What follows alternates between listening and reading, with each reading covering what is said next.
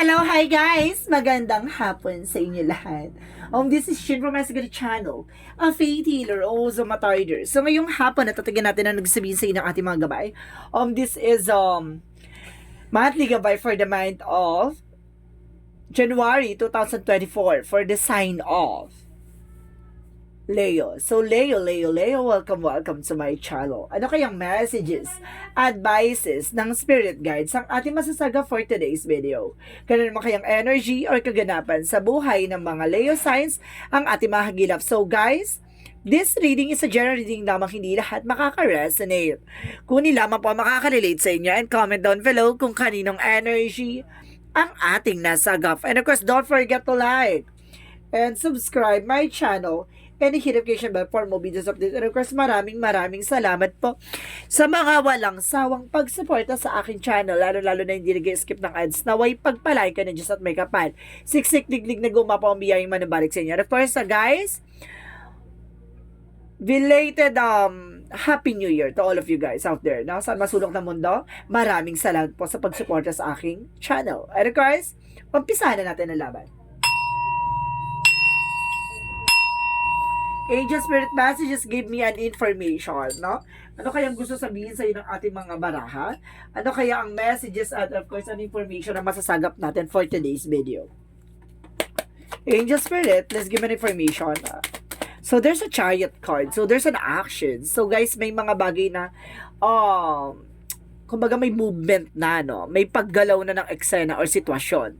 Ibig sabihin dito guys, kumbaga kung may mga sitwasyon kang kumbaga hindi ka makaalis, no? Or something na, or guys, baka may travel ka, no? Baka may hinihintay kang travel na hindi ka makaalis-alis. So this is the moment na makakaalis ka na, no? Kumbaga there's a two joining forces na kumbaga malakas yung energy na there's a movement and actions, no? And there's a success. And because there's a Six of Swords. So there's a trouble talaga. A transition. Makakaalis ka na sa sitwasyon. And the Wheel of Fortune is here. So there's a good luck and destiny. Wow! So there's the Wheel of Fortune represent a good luck, a wheel of fortune, or of course blessings coming in for you. A turning event, no? And of course, there's a star card. Wow! A wish fulfillment. May mga bagay na unti-unti ka na matutupad. May mga bagay na matutupad na yung mga pangarap mo. Yung mga hiniling mo, diba? Na minsan ka nang naghiling sa ating mga tala, no? Ay maaari ng mangyari. And of course, there's an 8 of Wands. So there's a fast communication and fast movements of something and information by travel. So there's a travel talaga, no? There's a solid energy na there's a trouble. And of course, a fast communication and fast movement or something. There's a messages, an email, like that. And because there's a 9 of Wands. So there's an information dito, there's a slow and steady, no? Kumbaga, have patience, no? Hindi mo kailangan maging padalos-dalos or maging aggressive, no, sa mga desisyon. So let's see what is the Chariot card. Let's see what is the Chariot card. So there's the Empress card. So there's a, oh my God. So ibig sabihin dito guys, there's a revert, no? Or something bago, no? Or baka alis ka na sa trabaho mo or magkakaroon ka ng bagong trabaho, bagong negosyo, ganon. So this is the moment na kumbaga makakaalis ka na sa situation. And the Nine of Cups, there's an offer. So there's a lot of offer coming in for you, no? So ibig sabihin magbubukas na ang pintuan para sa mga bagong oportunidad. And of course, there's a Seven of Pentacles. So there's a harvest time. So there's a turning event. So sinasabi dito, umikot na yung kapalaran, no? Turning to your favor. So ibig sabihin dito, all the sacrifices that you done, ibig sabihin dito ay kumaga, mangyayari na, diba? Yung mga pinaghirapan mo, lahat ng yan, malalasap mo na. So let's see what is the Star card.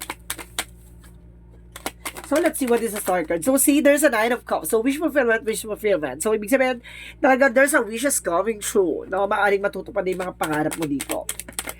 So, there's a Death card for the 8 of Wands. So, there's ending and a new beginning. Maaaring may mga bagay na matatapos na. No? And there's a travel. And of course, there's a, kumbaga, may pag-alis sa situation, no? And because there's a Death card represent a transformation and ending and new beginning. And because there's a Two of Wands, so there's a decisions.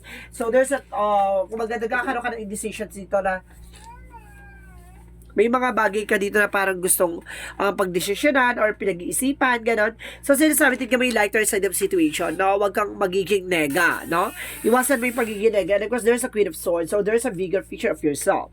So, titingnan mo ang sarili mo, no? Huwag kang tumingin sa mga mangyayaring hindi maganda. So, tingnan mo yung sarili mo in a good company, in a good place, no?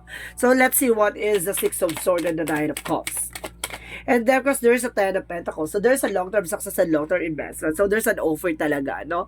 Na sinasabi na biglang pag-ship out, no? Biglang pagbabago ng kapalaran, gano'n. And kasi sinasabi dito with the Five of Swords. Ibig sabihin dito na, kumbaga, no more regrets, no? Kumbaga sinasabi sa'yo dito na, kumbaga, hindi ka madi-disappoint or something, no? Mawawala yung stress mo.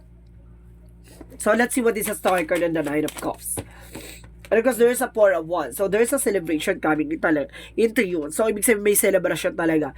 And there's a twin flame energy. So, there's a awakening. So, kumbaga, ginising ka sa katotohanan or sa something na namulat ka sa mga bagay na, kumbaga, mangyayari pa. Parang nagkaroon ka ng mga idea, informations na, diba? Parang natauhan ka na, ay, there's something, diba? Mayroon pang mas malaking opportunity or malaking salary or malaking resource of income na papasok sa'yo kung mag-apply ka sa iba or kailangan pumasok ka ng trabaho, kung mga ibang bansa ka, kung marami kang iniisip dito. So, there's an information dito na maaaring matupad na yung hiniling mo, no?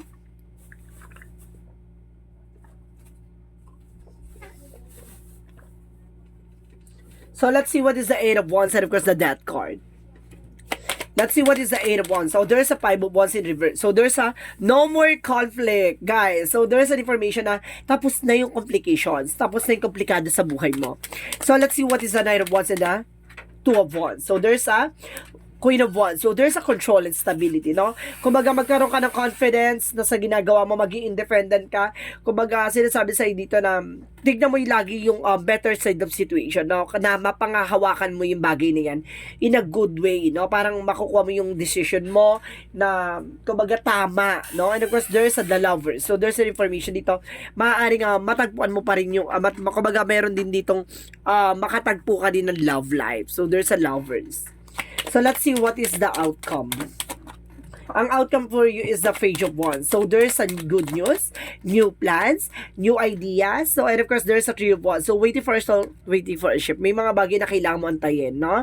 So, wag ka maging padalos-dalos, wag ka magmadali. So, there's a Nine of Pentacles, so there's a blossoming abundance. So, at the end of the time, kumbaga, lalakas ang iyong negosyo, lalago o lalakas ang iyong finances or resource of income. So, let's see what is additional messages for career. For career is the Page of Pentacles. So, there's a new ideas and new plan. And because there's a new manifestation. May mga bagay na ma-manifest ka na. And the Queen of Cups represent an healing. So, ibig sabihin, pagdating sa negosyo, trabaho, hanap buhay mo, magkakaroon ka ng healing about sa career mo. So, let's see naman about naman sa love life. And because there's an Ace of Cups, so there's a new love life coming in. May bagong pag-ibig, no? May bagong pag-ibig at may bagong tamis. Ganon. Tamis ng pag-ibig. So, let's see what is about additional messages for health. Sa health, there's a Seven of Swords, no? Kumbaga, hindi mo kailangan magpanggap, no? Hindi mo kailangan mag-pretend sa sarili mo na yung may mga nararamdaman ka. So, kailangan mo magpa-check up, kailangan mo magpatingin, or something, kailangan mo ng vitamins or something, kumbaga, kailangan mo ng background check, no? Para malaman mo kung ano yung mga bagay na kailangan mong solusyonan, no? With your health.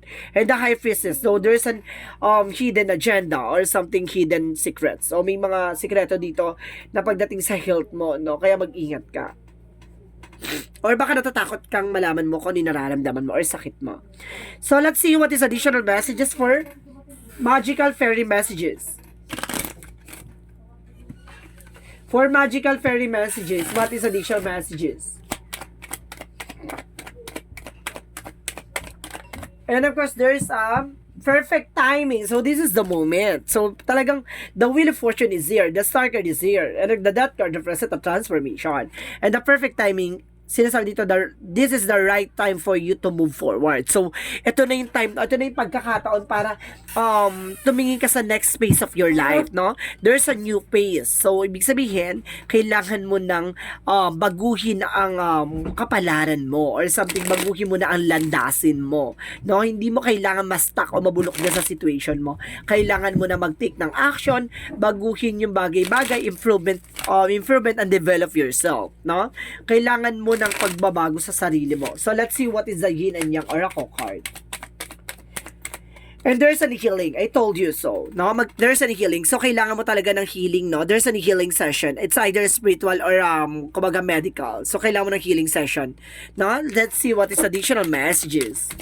And of course, guys, there's alchemies by ancestors. So, there's an information dito, may mahal ka sa buhay na yumao na ginagabayan ka, no?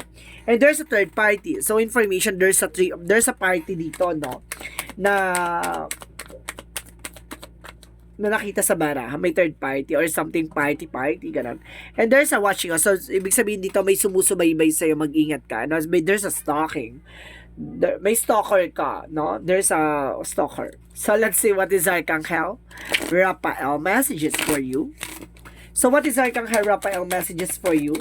So, there's a, laughter is the best medicine. So, kailangan mong, aliwin din yung sarili mo, no? Hindi mo kailangan maglungkot-lungkutan or drama-drama, diba?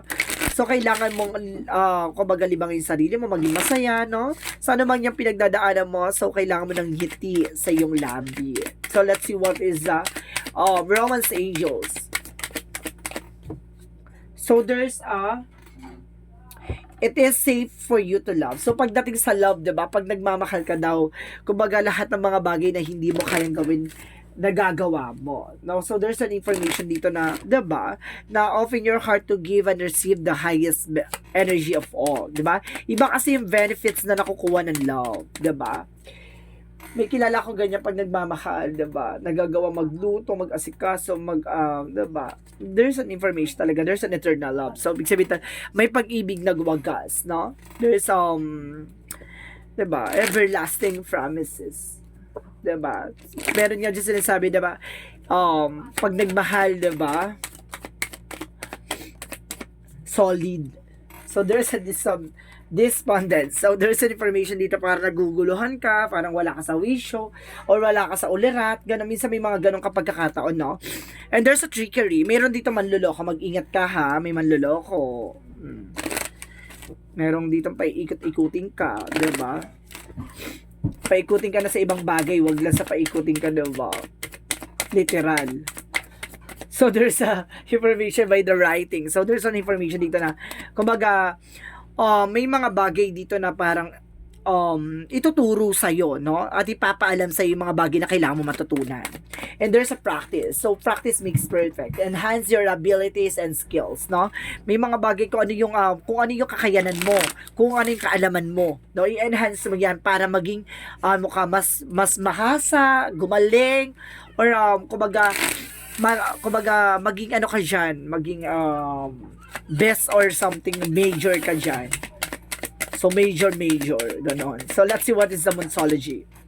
So, there's to show the world the real you. Ipakita mo sa mundo kung sino ka talaga, diba? Yung mga bagay na kaya mo, diba? And because your dreams need the practical plan. So, kailangan mo ng practical na plano, no? And of course, take time to breathe out. So, kailangan mo talaga muna kumbaga huminga na malalim, pag-isipan, no? Pagmunihan, hindi mo kailangan magpala desisyon. Tingnan mo kung ano yung magiging cause and effect sa situation mo, kung magtitake ka na actions, ganon. Kung aalis ka dyan sa situation mo, ano mangyayari, ganito, ganyan. So, kailangan mo ng mga plan A, plan B, plan C, no? So, let's see what is additional messages. So, there's, your life is a canvas. So, there's an artist by manifestation, no? May mga bagay na mga manifest ka dyan. Para sinasabi dito, alamin mo muna yung mga bagay na, di ba, para ka lang namimili sa palengke or sa kung ano man na, titignan mo kung anong mas mura, ano mas maganda, ganon. Kumbaga, kailangan mo muna ng mga options, no? Bago ka mag-take ng action, ganon. Kasi mamaya kasi magkamali ka, hindi mo na mababalik yun, di ba? So, let's see what is additional messages. And of course, there's broken heart. So some of you ha, kumbaga bigo, no? Bigo sa pag-ibig, sa sitwasyon. And of course, there's a woman holding a coin. So some of you, if you were a Leo man, so yung person may hawak ng finances. If you were a Leo women, so ikaw may hawak ng finances. So let's see what is additional messages for Angel Spirit, guys. And of course, dito, there is a looks in awareness, opportunities. So, see, ingatan mo, no? Maging aware ka sa mga oportunidad na papasok sa'yo. And of course, kailangan mo rin maging maingat, no?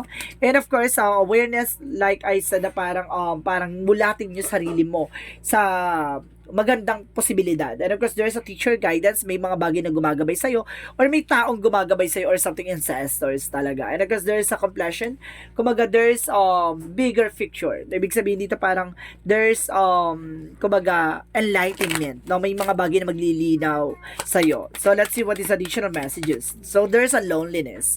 No? Kumaga hindi ka nag-iisa.